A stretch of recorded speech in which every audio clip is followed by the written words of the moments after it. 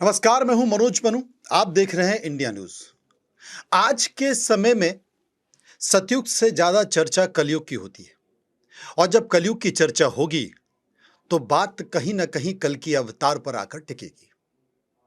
लोग ये जानना चाहते हैं, समझना चाहते हैं कि आखिर कल की कौन है और कल की अवतार क्या है, ये क्यों होगा, इसके के पीछे के मायने क्या हैं। और ये समझाने के लिए एक शख्सियत जिसे आज हमने बुलाया है, उनका नाम है आचार्य प्रमोद कृष्णम, जो कि कल्कि धाम के पीठाधीश्वर हैं। आचार्य जी, आपका स्वागत है इंडिया न्यूज। थैंक यू, धन्यवाद। सबसे पहले मैं आपसे जानना चाहता हूं, ये कहा जा रहा है कि भगवान विष्णु का 10वां अवतार और अंतिम अवतार कल्कि अवतार के तौर पर होगा और तब होगा जब घनघोर कलयुग होगा, जब अधर्म पाप इस पृथ्वी पर सबसे ज्यादा बढ़ जाएगा। मैं समझना चाहता हूं कि कल्कि अवतार क्या है और कल्कि धाम क्या है। देखिए मनोज जी, पुराणों में स्पष्ट लिखा हुआ है कि जब कलयुग अपने चरम उत्कर्ष पे होगा तो भगवान एक बार फिर अवतार लेंगे। अच्छा। भगवान हमेशा अवतार लेते हैं, कभी राम के रूप में आए, कभी कृष्ण के रूप में।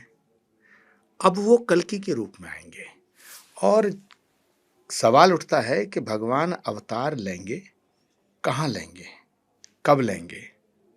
तो जहां भगवान अवतार लेंगे इस स्थान का जिक्र पुराणों में है। स्कंद पुराण में है, भविष्य पुराण में है, श्री कल्कि पुराण में है, श्रीमद् भागवत में है। श्रीमद् भागवत में एक श्लोक है जिसमें ये स्पष्ट होता है, उसमें कोई कंफ्यूजन है ही नहीं। अब कोई श्रीमद् भागवत पर यकीन ना करे, उसी को ना माने, तो फिर क्या कह सकते हैं। श्रीमद् भागवत का एक श्लोक है जिसमें संभल मेंशन है। ये जो नाम है संभल, ये मेंशन है जी। संभल ग्राम, ग्राम भी लिखा हुआ है। एक श्लोक है, संभल ग्राम मुखस्य ब्राह्मणस्य महात्मना भवने विष्णु यशस्य कल्कि प्रादुर्भविष्यति यदा चंद्रस्य सूर्यस्य तथा तिस्य बृहस्पति समेशन्ति एक राशो तदा भवति तत्कृतं संभल ग्राम मुखस्य ब्राह्मणस्य महात्मना भवने विष्णु यशस्य कल्कि प्रादुर्भविष्यति। ये पूरा श्लोक है। ये कहता है कि भगवान का अंतिम अवतार, और कल्कि अवतार कोई ये नहीं है कि कोई संत महात्मा आ रहे हैं या कोई ऋषि मुनि आ रहे हैं, पूर्ण ब्रह्म अवतार लेगा। और भगवान कल्कि का अवतार कितना पावरफुल अवतार है, कितनी पावरफुल ऑरा है कि जब राम आए तो आने से पहले नहीं पता था राम भगवान है। जब कृष्ण आए तो कुछ लोग चर्चा करते थे लेकिन नहीं पता था कि ये भगवान है। लेकिन कल्कि अवतार अभी हुआ नहीं है, आने से हजारों वर्ष पहले ही कल्कि धाम बन रहा है। दुनिया खोज रही है कहां होंगे, कैसे होंगे, यानी पूरे विश्व को पता है कि भगवान आ रहे हैं। तो भगवान जहां आएंगे उसका नाम, उस गांव का नाम श्री कल्कि पुराण में लिखा है, श्रीमद् भागवत में लिखा है। और अभी विश्व की पहली कल्कि कथा श्री कल्कि धाम में हुई। देखिए, दो बड़ी विलक्षण बातें हैं जी। कि दुनिया में जितने धाम हैं वो तब बने जब भगवान आए आने के बाद। ये पहला धाम है भगवान कल्कि का धाम, श्री कल्कि धाम, जो उनके आने से पहले स्थापित हुआ। दूसरी विशेषता है कि श्री राम जन्मभूमि मंदिर के शिलान्यास के बाद भारत के यशस्वी प्रधानमंत्री आदरणीय नरेंद्र मोदी ने श्री कल्कि धाम का शिलान्यास किया। दो विशेषता है। तीसरा, भारत के अंदर ऐसा कोई धाम नहीं है जिसमें भगवान के 10 अवतारों के 10 अलग अलग गर्भगृह एक जगह है। यह है कल्कि धाम। तो भगवान जहां आएंगे उसी उनके आने से पहले हम लोग पुकार रहे हैं, श्री राम हरे, श्री कृष्ण हरे, आ जाओ कल्कि रूप धरे। ये बड़ी रोचक बात है, तथ्य भी है कि पहली बार मुझे लगता है कि जितने भी अवतार हुए हैं किसी को ये पता ही नहीं चला कि भगवान कब आएंगे, कहाँ पर आएंगे, कहाँ पर जन्म लेंगे। लेकिन कल्कि अवतार एक ऐसा है हाँ। जिसका जिक्र शास्त्रों में है और शास्त्रों में है, श्लोकों के जरिए है, जिसमें लिखा है कि वो संभल में आएंगे, संभल में उनका जन्म होगा, जिसमें लिखा है कि विष्णु यश ब्राह्मण के घर पर उनका जन्म होगा, जिसमें लिखा है कि वो बड़े दिव्य एक सफेद रंग के घोड़े पर होंगे और उनके हाथ में तलवार होगी। तो क्या ये शिशु के तौर पर नहीं, पूर्ण मनुष्य के तौर पर होंगे? क्या क्या ये नहीं नहीं नहीं लोगों नहीं। में जरा जिज्ञासा है। श्री कल्कि पुराण में स्पष्ट है कि भगवान सुमति नाम की महिला के गर्भ से पैदा होंगे। जी भगवान श्री कल्कि की मां का नाम सुमति होगा। जी सुमति का मायका कंबोज नामक गांव होगा, ये भी लिखा है। जी और ये अभी जगत गुरु श्री रामभद्राचार्य जी महाराज ने इसको बड़ा स्पष्ट हमारे यहाँ जब कल की कथा की, विश्व की पहली कल की कथा हुई अवतार से पहले, तो भगवान जब अवतार लेंगे तो फिर सारे चिरंजीवी धरती पर पुनः प्रकट होंगे। और उनके जन्म को लेकर और वो जो श्वेत अश्व है उसका नाम बताया है देवदत्त। देवदत्त, हाँ। और वो बहुत सारी शक्तियों से सुसज्जित अश्व होगा। हम्म, वो भगवान शिव के द्वारा प्रदत्त किया जाएगा, देवदत्त नाम का घोड़ा। और सारे चिरंजीवी, इवन हनुमान जी महाराज, कृपाचार्य, भगवान परशुराम, अश्वत्थामा, सब प्रकट होंगे एक एक करके। और भगवान कल्कि के अवतार के बाद जितना ये अधर्म है, जितना अहंकार, अधर्म, अत्याचार, अंधकार, ये मिट जाएगा। कल्कि का अर्थ ही कली का हरण करने वाला, यानी सभी प्रकार के अंधकारों का हरण करने वाला।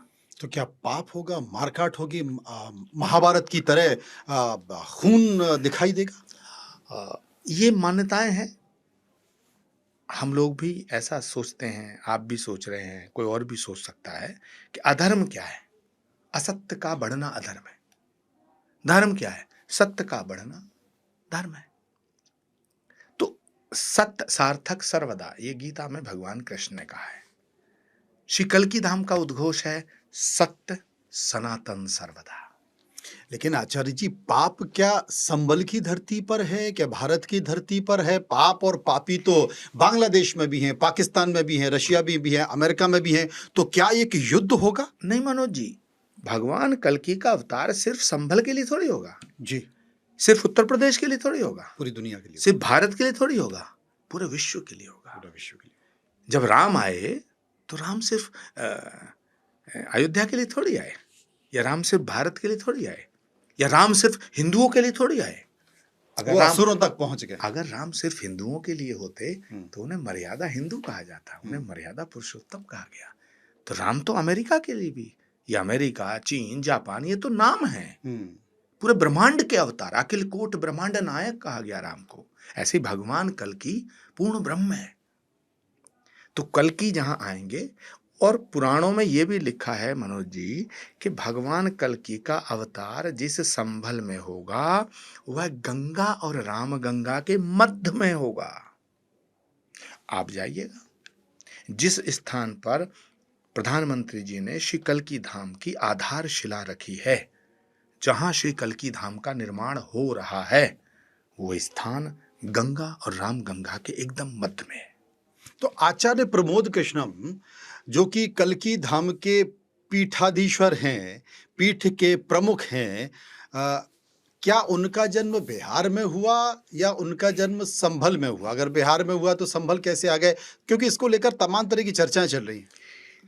कुछ तो लोग कहेंगे, लोगों का काम है कहना। यहाँ तो किस पे आरोप नहीं लगा? भगवान राम पे आरोप लगे, सीता पे आरोप लगे, भगवान कृष्ण पे कितने आरोप लगे। और वर्तमान परिदृश्य देखो, नरेंद्र मोदी जी पे कितने आरोप लगे, योगी आदित्यनाथ जी पे कितने आरोप लगे। सवाल आरोपों का नहीं है, सवाल भ्रांतियों का नहीं है, सवाल है जो सत्य है उसी की विजय होती है। और ये जो विषय है, ये मेरे बहुत खास मित्रों ने चलाया होगा। नहीं, मैं इसलिए कहना चाह रहा हूँ कि आपका जन्म बिहार में हुआ, आपका जन्म संभल में हुआ, या आपका जन्म अफगानिस्तान में हुआ, और क्या आप हिंदू हैं या मुसलमान हैं, ये भी बता दीजिए। मैं जो कर रहा हूँ, क्योंकि सोशल मीडिया भरा पड़ा है कि आप मुस्लिम भी हैं। देखिए, हिंदू होना गर्व का विषय है जी, और मुझे ये गर्व है कि मैं एक सनातनी परिवार में मेरा जन्म हुआ हम्म, और मेरा जन्म जिस गांव में हुआ, मैं बहुत बड़ी बात कह रहा हूं, अच्छा, जिस गांव में मेरा जन्म हुआ उसी गांव का जिक्र श्री कल्कि पुराण में है। क्या बात कर रहे हैं आप पुराण खोलिए, श्री रामभद्राचार्य जी ने स्पष्ट किया है कि इसी गांव में सुमति का जन्म होगा, जिसके गर्भ से भगवान अवतार लेगा। ये संयोग है, ये कोई परमात्मा की परम कृपा है। हम्म, मेरा जन्म एक किसान परिवार में हुआ, भारद्वाज गोत्र में हुआ और संभल में हुआ। और संभल तहसील के एक गांव में हुआ। ये अब सही ये है। संयोग है, जब मेरा जन्म हुआ था तो थोड़ी पता था किसी को कि मैं बाबा बन जाऊंगा। एक सिद्ध महापुरुष थे बाबा गुरुशरण दास जी महाराज, हमारी दादी उनकी भक्त थी। उन्होंने कोई उनको आशीर्वाद दिया और कहा कि तुम्हें एक पौत्र पैदा होगा।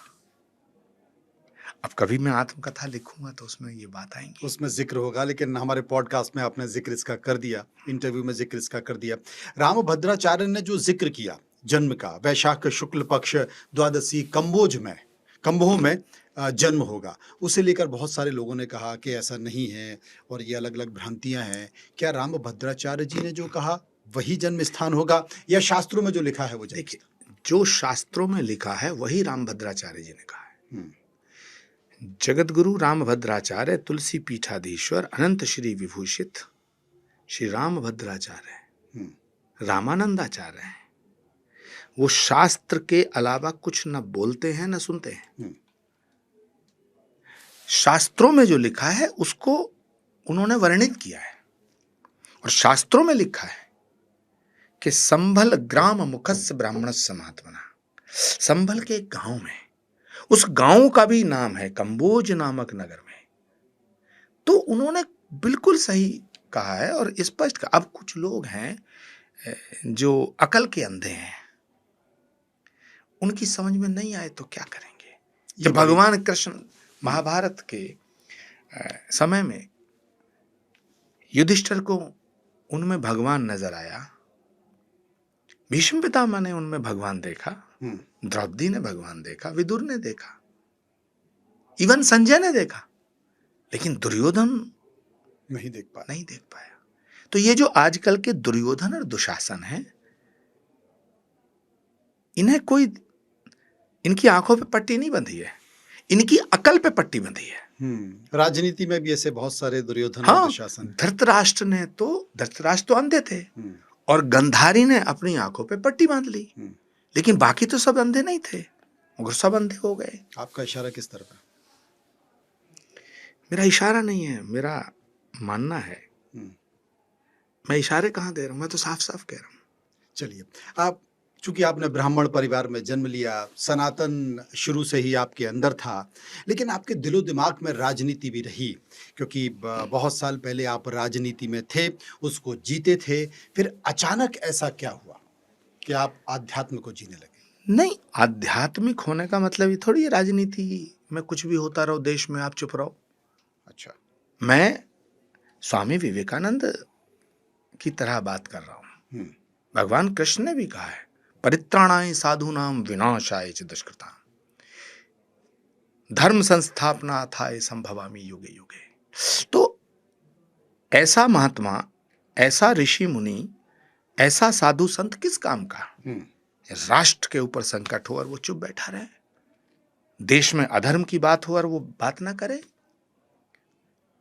हम गूंगे भी हो जाएं और बहरे भी हो जाएं और अंधे भी हो जाएं और हम कहेंगे हम बुद्ध बन गए। वो बुद्ध बनना नहीं है, बुद्धू बनना है। तो मैं आध्यात्मिक हूं, ये मेरा प्रारब्ध है, और मैं राष्ट्र के अंदर जो घट रहा होता उस पर अपनी बात, अपनी राय रखता हूं, ये मेरा कर्तव्य है। तो अभी ये मेरा दायित्व है, और ये दायित्व प्रत्येक भारतीय का होना चाहिए। जैसे डॉक्टर का दायित्व, इंजीनियर का दायित्व, साइंटिस्ट का दायित्व, नेता का दायित्व। ये जो आजकल के नेता है, नेता थोड़ी है, तो दलाल हैं सारे। ये नेता कौन है? जो नेतृत्व देने की क्षमता रखता हो। नेता मतलब ये थोड़ी खादी का कुर्ता पहन के थाने की दलाली करो और कचहरी की दलाली करो, और कभी एमएलए एमपी बनने का मौका मिल जाए तो बड़े बड़े बंगले बनाओ, बड़ी बड़ी गाड़ियों में घूमो, बड़े बड़े बैंक बैलेंस करो। तभी तो यह हाल हो रहा, हर एक के पीछे ईडी पड़ी है। तो आचार्य प्रमोद कृष्णम भले ही माथे पे टीका हो और बड़े बड़े दाढ़ी मूछें हों और साधु की वेशभूषा हो, लेकिन राजनीति दबी हुई है, नहीं कभी नहीं, भी मैं बाहर एक अलग रूप में निकल नहीं कर आ नहीं सकती नहीं, है। आप गलत दिशा में जा रहे हैं। माथे पे टीका होना और साधु होना ये सौभाग्य का विषय है, लेकिन राष्ट्र के लिए समर्पित होना ये परम सौभाग्य का विषय है। डॉक्टर राजनीति कर सकता है, मास्टर राजनीति कर सकता है, साधु क्यों नहीं वकील कर सकता? वकील राजनीति कर सकता है, व्यापारी राजनीति कर सकता है, किसान राजनीति कर सकता है, यहां तक कि चोर उचक्के राजनीति में आ सकते हैं, जेब कतरे राजनीति में आ सकते हैं, मर्डर करने वाले राजनीति में आ सकते हैं, डकैती डालने वाले राजनीति में आ सकते हैं, माफिया शराब की तस्करी करने वाले राजनीति में आ सकते हैं, प्रॉपर्टी डीलिंग करने वाले राजनीति कर सकते हैं, लेकिन साधु राजनीति में पाप हो जाएगा। ये कैसी विडंबना है? चाणक्य साधु था भाई, सबसे बड़ा राजनीतिक था। तो अभी आप राजनीति कृष्ण भगवान थे।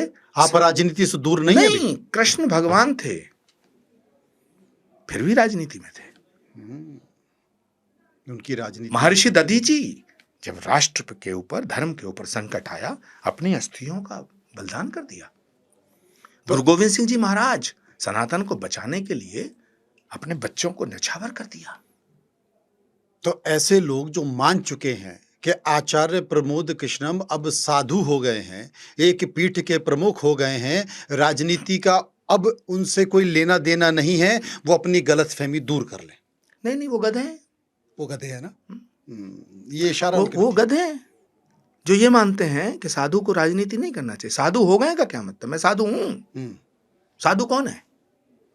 जो सत्य जो अपने आप को साध ले, जो अपने आप को साध ले, जो सत्य के निकट हो। सनातन क्या है? जहां सत्य है, अहिंसा है, करुणा है, प्रेम है, त्याग है, तपस्या है, बलिदान है, वो सनातन है। 7 पिलर ऑफ सनातन, जो इन 7 स्तंभों के इर्द गिर्द रहता है, सत्य, अहिंसा, करुणा, प्रेम, त्याग, तपस्या और बलिदान, वो साधु है, वो सनातनी है। तो हर सनातनी का कर्तव्य है कि देश में अगर कुछ गलत हो रहा तो बोले बोले। लेकिन आजकल के जो ये नेता हैं, ये गमलों में उगे हुए पौधे, ये अपने आप को नेता मानते हैं। नेता इस देश का एक है, नरेंद्र मोदी, जिसने इस देश को क्यों साहब?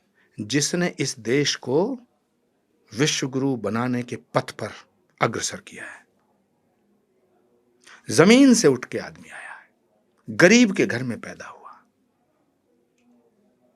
किसी ने सत्ता विरासत में नहीं सौंपी। ऐसे नेता होने चाहिए।